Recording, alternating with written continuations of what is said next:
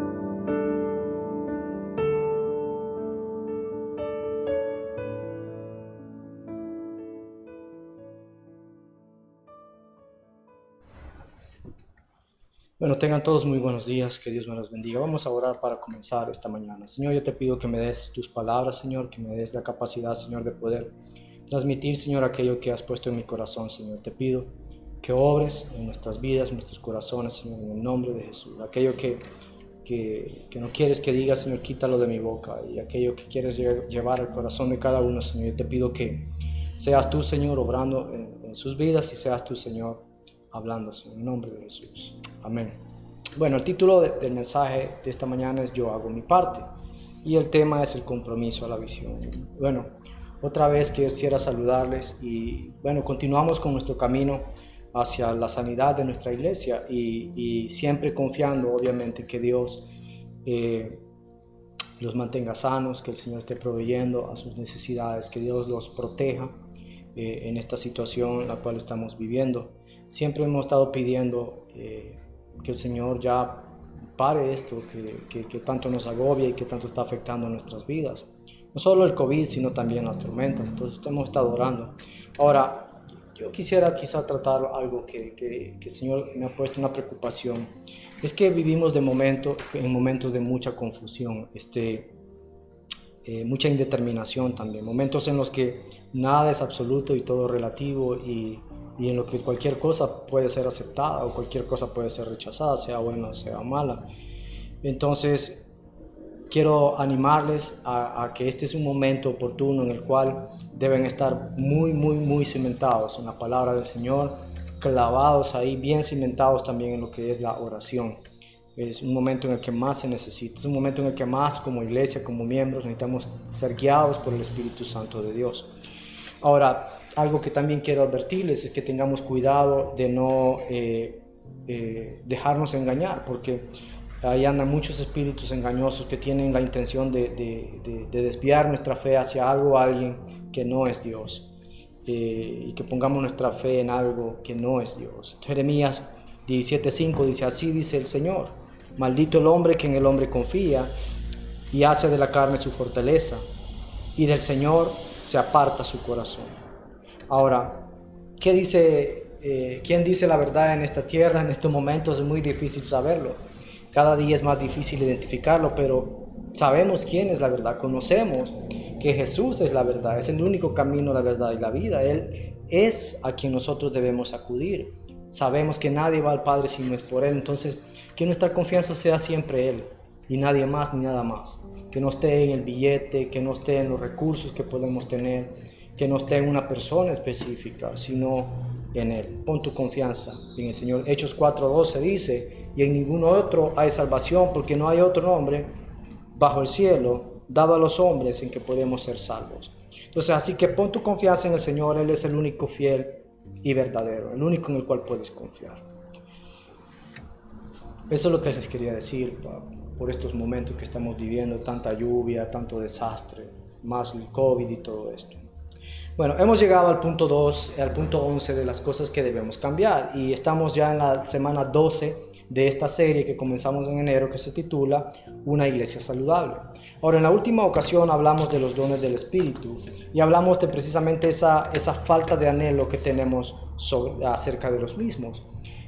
Todo, como mencionamos, con la intención de que esa falta de anhelo desaparezca de nuestras vidas y nos convirtamos en una iglesia totalmente dotada de dones, capacitados para hacer la obra. ¿Pueden imaginarse una iglesia llena del poder del Espíritu Santo? ¿Se pueden imaginar una iglesia empoderada con el Espíritu, sanando enfermos, profetizando, hablando lenguas, dando palabras de conocimiento y sabiduría en este tiempo?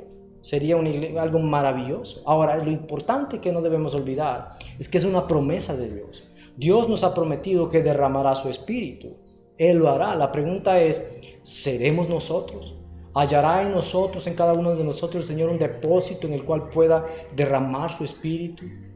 En el cual pueda derramar todas esas capacidades espirituales.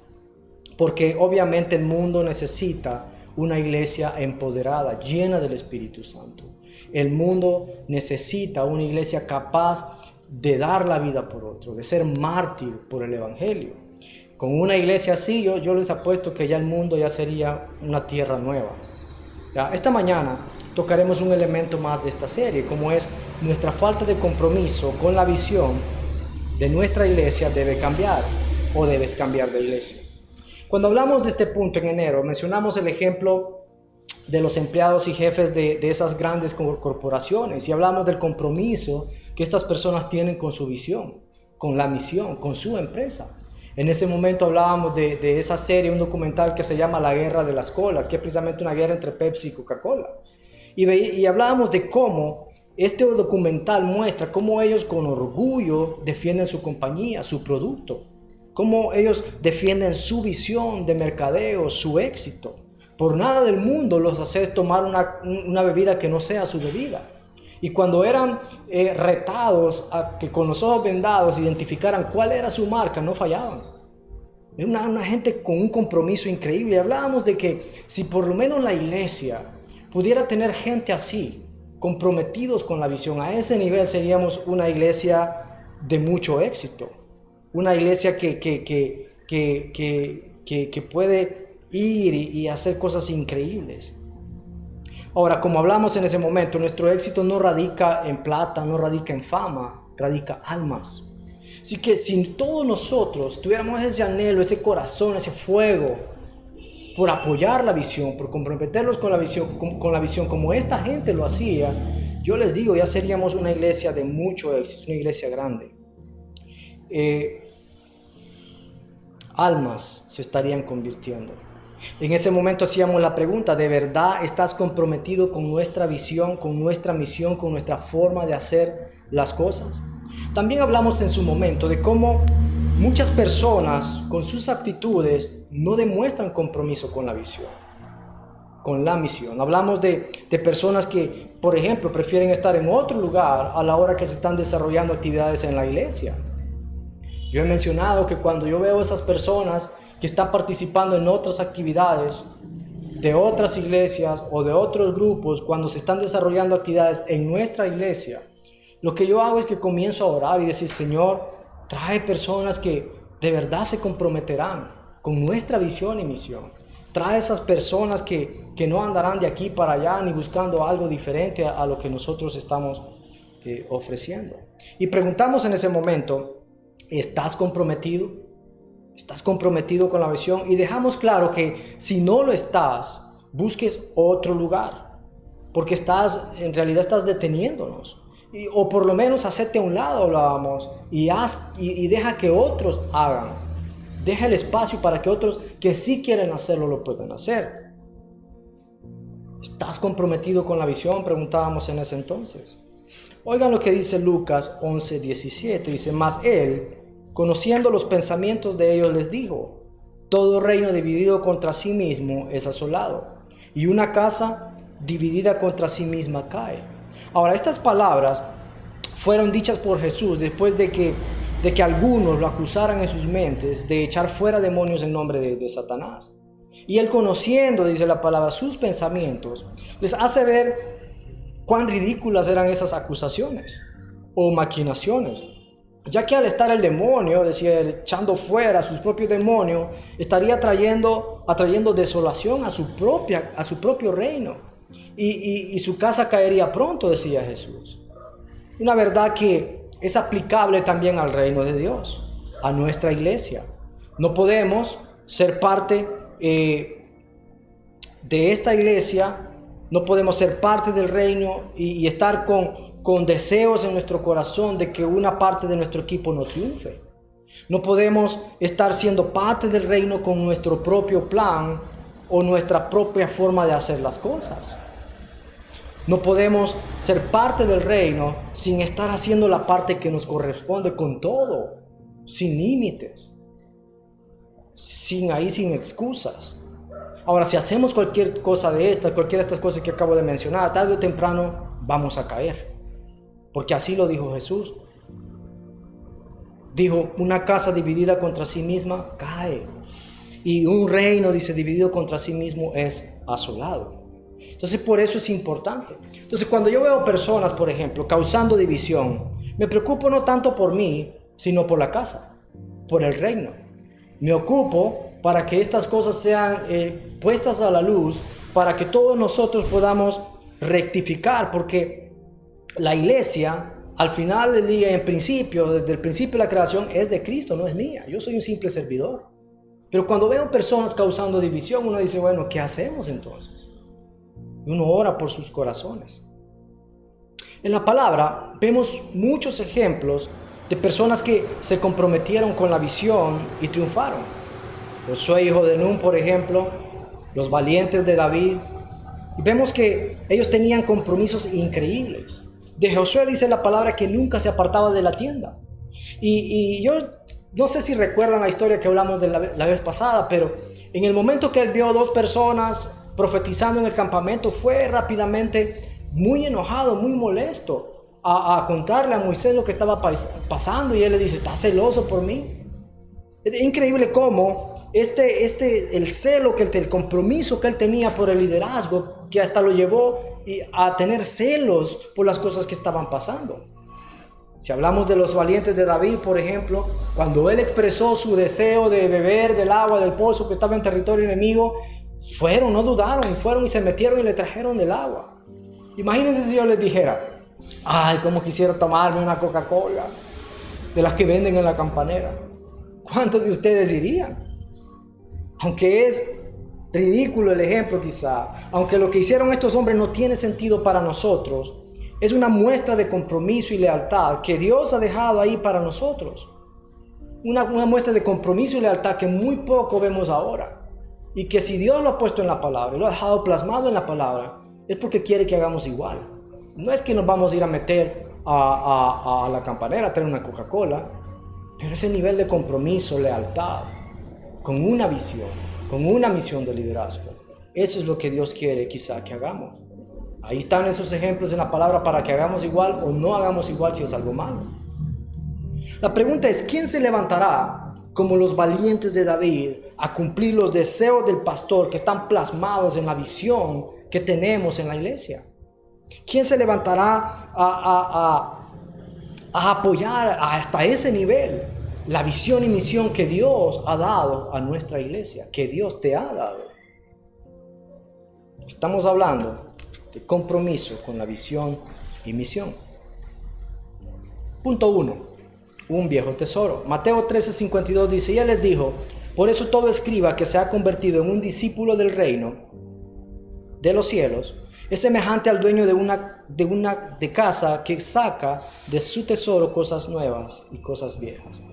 Pensando en este tema y buscando una prédica en la cual hablé hace algún tiempo sobre la visión, me encontré con un tesoro, fíjense. Encontré el mensaje que dio nuestro pastor en la inauguración del edificio de la iglesia.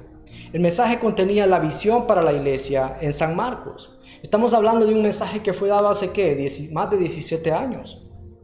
En él el pastor hablaba que Dios tenía un plan y destino para nuestra iglesia y sería Él, Dios, quien realmente vendría a edificar la iglesia. Una iglesia contra la cual las puertas de Hades no prevalecerán. En la misma prédica él usaba como base Hechos 2, 43, 47, que dice lo siguiente: y sobrevino temor a toda persona, y muchas maravillas y señales eran hechas por los apóstoles. Todos los que habían creído estaban juntos y tenían en común todas las cosas, y vendían sus propiedades y sus bienes, y los repartían a todos según la necesidad de cada uno. Y perseverando unánimes cada día en el templo, y partiendo el pan en las casas, comían juntos con alegría y sencillez de corazón, alabando a Dios y teniendo favor con todo el pueblo. Y el Señor, dice, añadía cada día a la iglesia los que habían de ser salvos. Él mencionaba que esta iglesia es el ejemplo de Dios para todas las iglesias, y la razón era porque esta iglesia es la única iglesia que fue iniciada solamente por Dios. En su momento, él desglosaba 5 cosas que la iglesia primitiva hacía, a los cuales llamó los 5 propósitos de la iglesia local. El primero, él decía, magnificaban a Cristo, es decir, glorificaban a Dios. Y esto lo hacían por medio de la adoración. El segundo, él decía que ellos maduraban en Cristo. Esto tiene que ver con ese proceso de crecimiento, dejando de ser niños de leche a gente que comía alimentos sólidos. Misioneros para Cristo, esto tiene que ver con el evangelismo, hablaba él. Miembros en Cristo, tenía que ver con el compañerismo y fraternidad. Y por último, él decía, ministraban en Cristo. Tiene que ver con el ir encontrando su propio llamado y servir a Dios, hacer.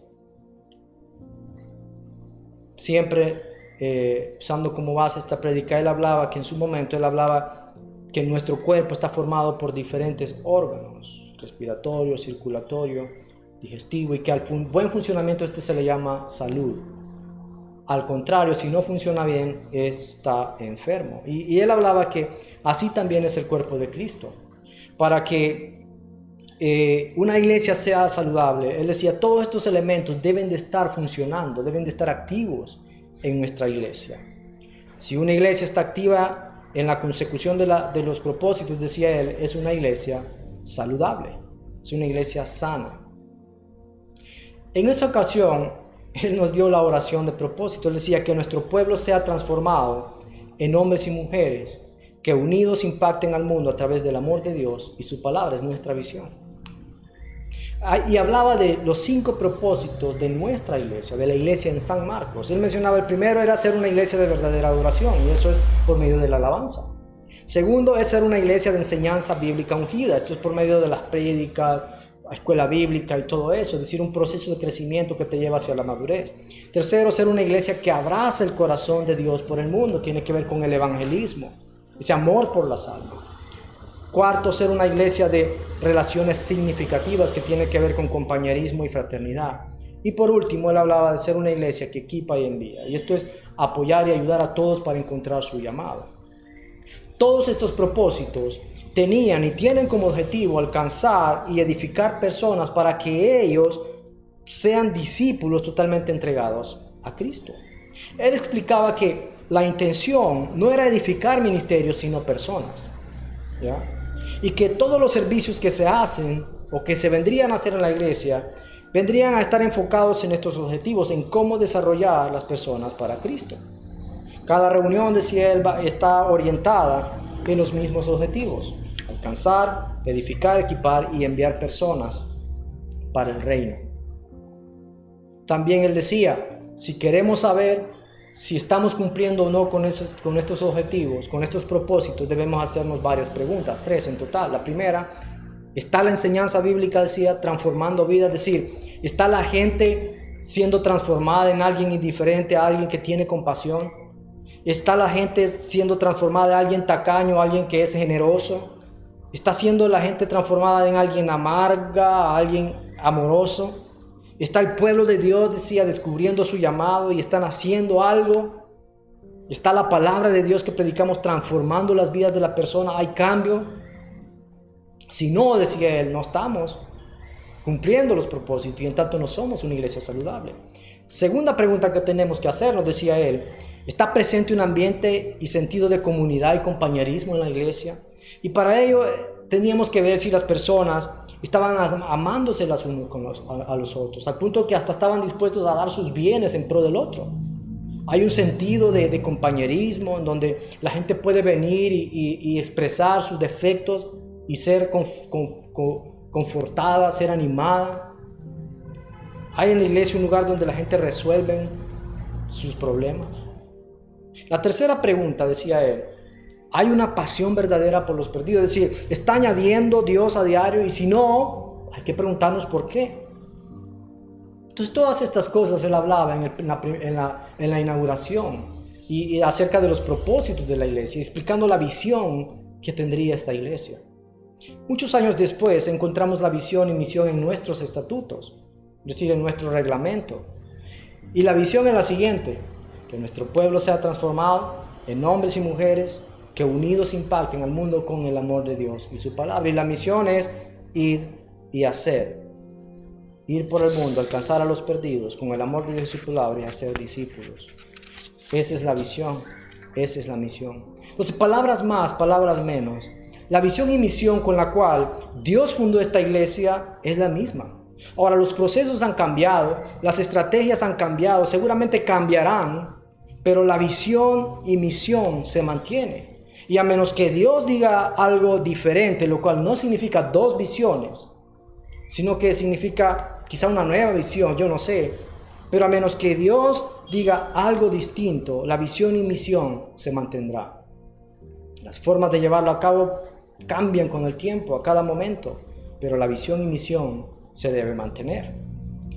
Hay cosas que no hacemos igual como lo hacían cuando iniciaron, pero los objetivos y fines son los mismos.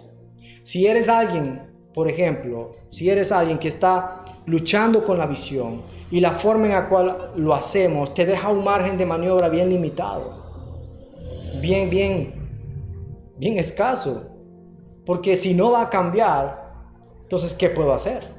¿Qué puedes hacer? Si no te gusta lo que hacemos y cómo lo hacemos y no cambiará, entonces ¿qué puedes hacer? Ahora, ¿por qué es importante la visión?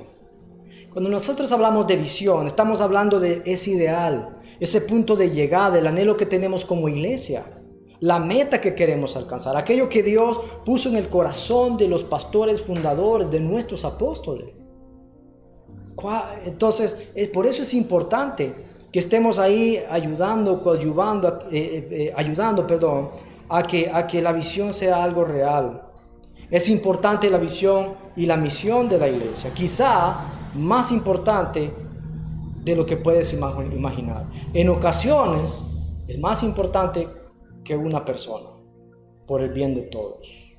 Y eso es lo que muchas veces nos cuesta entender. Es muy importante. Ahora, el punto 2, es difícil seguir la visión de otro.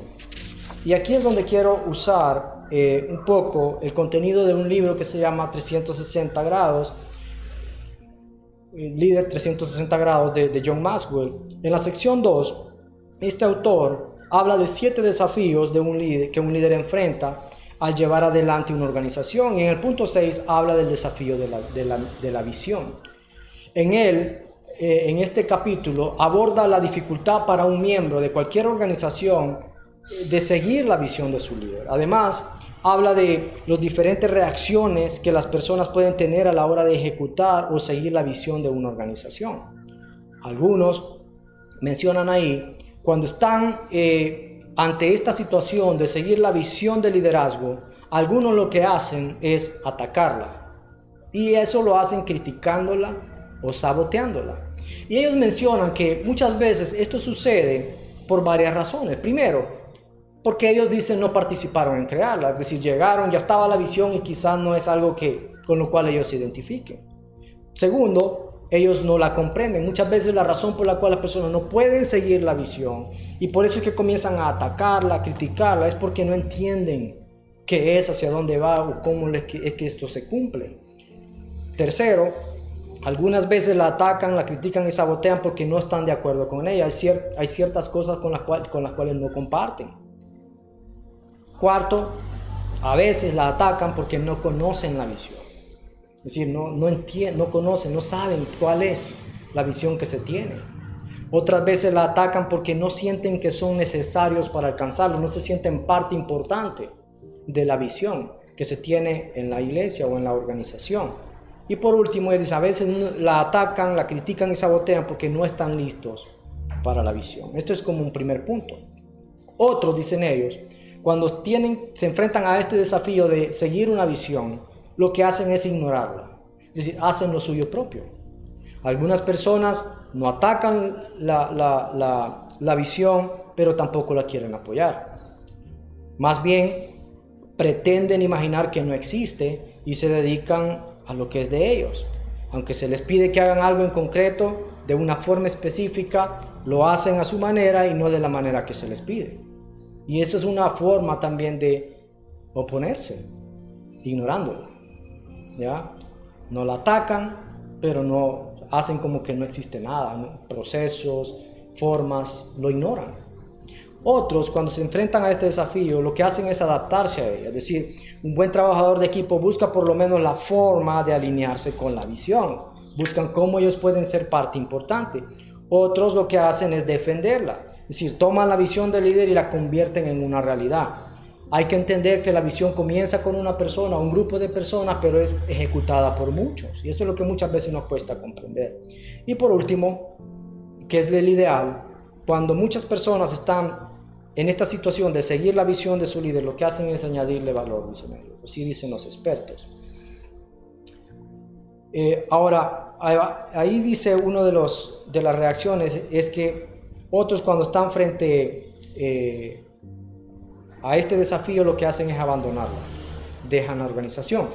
Y esto es muy importante porque ellos dicen que si la visión viola sus principios o no está de acuerdo con sus valores, es probable, dicen ellos, que dejar la organización sea la acción más apropiada. Algunas veces dice irse con honor es la mejor opción, y esto lo dicen los expertos, y por eso es que nosotros estamos de acuerdo en eso, que si no estás de acuerdo en cómo hacemos las cosas, en la visión que tenemos, que busques otro lugar.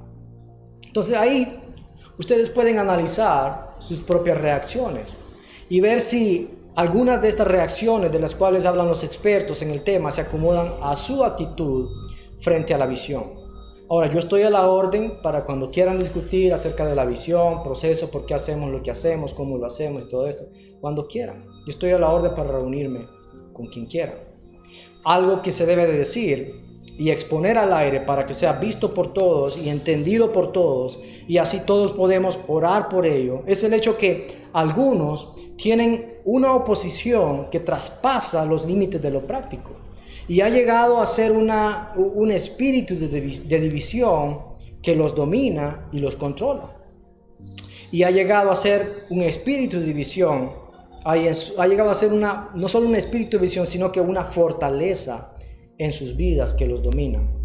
Andan en su caminar cristiano oponiéndose a los planes de Dios, a la visión que Dios nos ha dado, pero no por cuestiones prácticas, sino que porque ya hay un espíritu que han dejado ingresar en sus vidas y al punto que los controla, y eso ya necesita un tratamiento más profundo.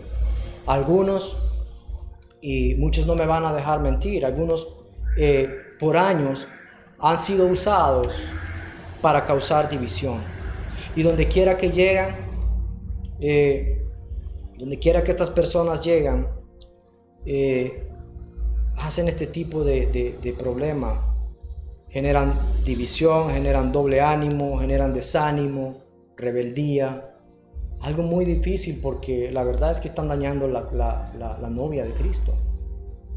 Entonces ahí es donde cada uno haga un autoanálisis, un mea culpa, arrepiéntase, reconozca que ha sido causa de división con sus actitudes, comentarios, desplantes, desobediencia. Analice su vida y vea cuánto daño ha hecho con su mala actitud a la novia de Cristo, con sus comentarios, con sus quejas mal dirigidas, porque está bien que te quejes, pero con las personas adecuadas, con sus malas actitudes. Entonces debemos tener cuidado de no dejarnos manejar por el enemigo y servir de peso o estorbo a lo que Dios quiere hacer en esta iglesia, por medio de esta iglesia, y alcanzar aquello que Dios ha puesto en el corazón de nuestra iglesia, la visión y la misión. Tercer punto, hagamos la visión. Cada vez que entras a la iglesia, por muchos años has visto, has leído, has escuchado la visión. Y quizá todo el problema que tienes es que cada vez que la ves, la lees, lo ves como algo que es ajeno a ti. Como algo que es de otro, la visión de la iglesia, pero como algo afuera de ti, ya, como un tercero. Y nunca lo has visto como tu visión, nunca ha sido algo que lo has hecho tuyo. Nunca lo has visto y leído y has dicho a alguien, es que la visión que tenemos en la iglesia es que nuestro pueblo sea transformado en hombre. No. Además, cuando te preguntan acerca de la visión, quizás lo que dicen, mire, yo no sé, pero yo no sé cuál es la visión que tienen en la iglesia. No conozco la visión que tienen. Quizá tu respuesta es esa. Quizás jamás ha sido tu visión. Nunca la has hecho tuya. Y he hablado de esto en el pasado, y lo preocupante de todo es que después de tantos años tenemos que volver a tocar el tema. Y si lo tenemos que estar tocando es porque todavía no la has hecho tuya. Todavía es la visión de alguien más. Todavía es la visión de la iglesia. Todavía es la visión de los pastores, de los líderes, y no es tu visión. Después de muchos años tenemos que estar otra vez tocando el problema, y esto es consecuencia que las cosas no han cambiado para muchos. Todavía esta congregación no ha hecho suya la visión, todavía la ven como la visión de otro. De no ser así, ya no tendríamos que tratar este tema. Ya más bien estaríamos siempre enfocados en refrescar la visión, en reforzarla, y no tanto en esto que hacemos. Esta necesidad de estar tratando el problema de falta de compromiso con la visión. Entonces todo esto trae, hermanos, como resultado que nunca haces nada por llevarla a cabo, nunca haces nada por defenderla, menos por añadirle valor. Al contrario, siempre hay oposición, siempre hay un comentario, una crítica, una queja. Y esto porque aún no te sientes parte, o no te has hecho parte. Tenemos un proceso para todo el que quiera, para ser parte. Algunos es más grave aún, ya que al no hacer la suya andan en su caminar cristiano sin visión.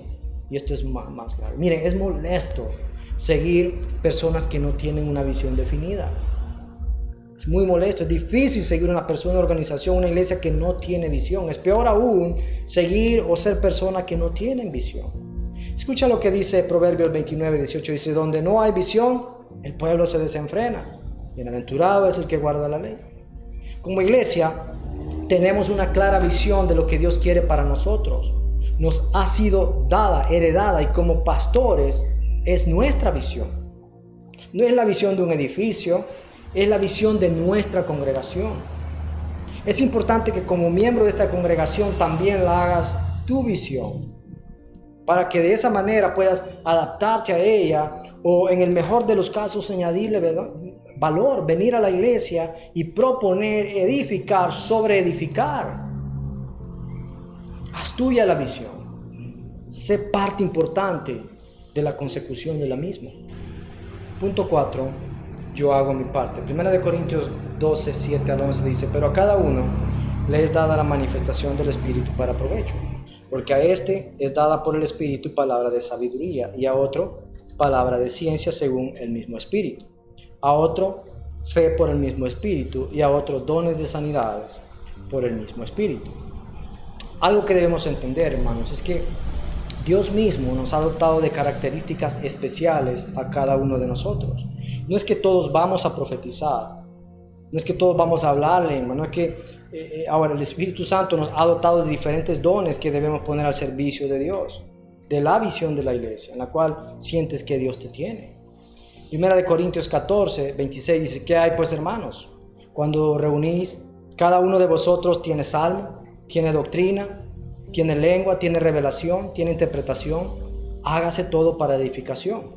Entonces, esta era, según los conocedores de la Biblia, una pregunta retórica. Es decir, la respuesta era que ellos ya sabían que no todos lo hacían, pero si así fuera, que se hiciera para edificación.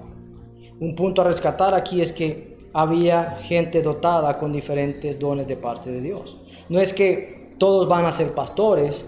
Si así fuera, entonces busquemos lugares para que todos podamos pastorear. No es que todos van a dirigir la alabanza. Si así fuera, ¿quién predica entonces? No es que todos van a limpiar, ¿ya? ¿De qué sirve una iglesia limpia como el cristal, pero donde no hay prédica ni hay alabanza? No es que todos van a ser dadores, pero si así es, si Dios te ha puesto para proveer, hazlo entonces. Lo que quiere decir es que hagas lo que Dios te ha llamado a hacer.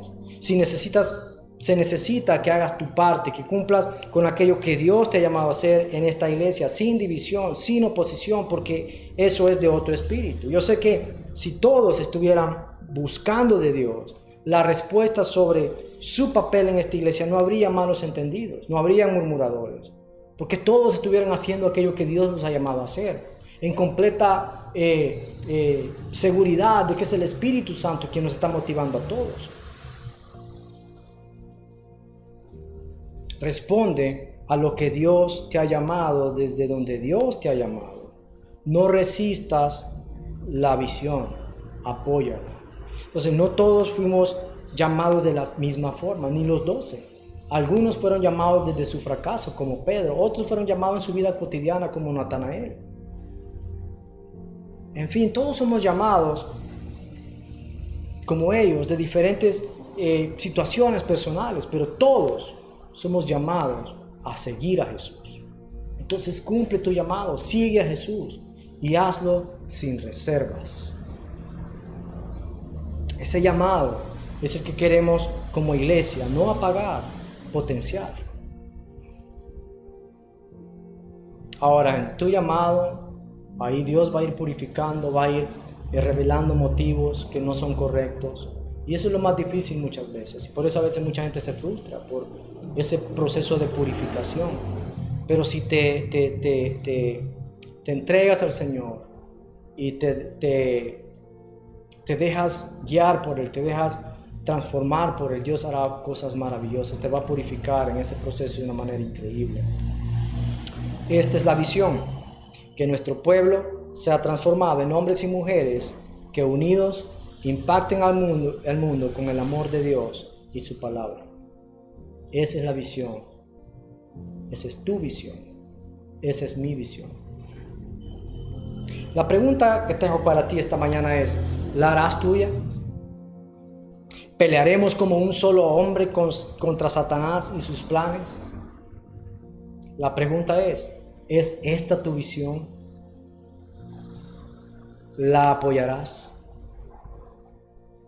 ¿Harás tu parte? Si esta visión no es lo que sientes debes hacer, busca un lugar donde sí lo puedas hacer. No seas otra vez un estorbo a lo que Dios quiere hacer por medio de esta iglesia. Recuerda, la cadena es tan fuerte como el eslabón más débil. Y la pregunta es, ¿quieres ser ese eslabón, el más débil? Yo sé que no. Entonces vamos a orar. Ahí cierre sus ojos ahí, por favor, que no olvide a los que están ahí sentados a la par suya. Olvide los frijoles a su espalda que están ahí cociéndose. Hay alguien que al oír esta mañana lo que hemos hablado, se ha dado cuenta que en todo este tiempo ha resistido a la visión. ¿Alguno ahí? Si hay alguno que reconoce que de alguna forma, quizás con sus quejas, con sus actitudes, ha resistido la visión. ¿Alguno? Alguien que se quiere arrepentir este día de esas actitudes incorrectas. La siguiente pregunta que tengo es, ¿alguien que se quiere comprometer este día a hacer suya la visión que Dios nos ha dado como iglesia? ¿Alguno? Bueno, Señor, tú has visto, Señor, todas las personas. Yo sé que tú ves cada corazón, Señor. Yo sé que tú hablas en tiempo y fuera de tiempo. Yo sé que tú estás hablando para este momento específico, porque quieres, Señor, encontrar en nosotros una iglesia saludable, una iglesia que esté cumpliendo los propósitos por la cual tú la creaste, Señor. Así que yo te ruego, Señor, que nos ayudes, que permitas que en este corazón haya visión para nuestra vida en este caminar, Señor, en esta tierra. Y por último, Señor, quiero pedir por todas aquellas personas que están sufriendo, Señor. Obra, Señor, por favor. Provéeles, salva a aquellas personas que están en zonas de alto riesgo, a aquellas personas que han perdido todo. Provee casa, Señor. Provee ropa, alimento, Señor. Provee sanidad para esta tierra, Señor. Te pedimos contra el COVID que actúes ya, Señor, por favor. En el nombre de Jesús. Amén.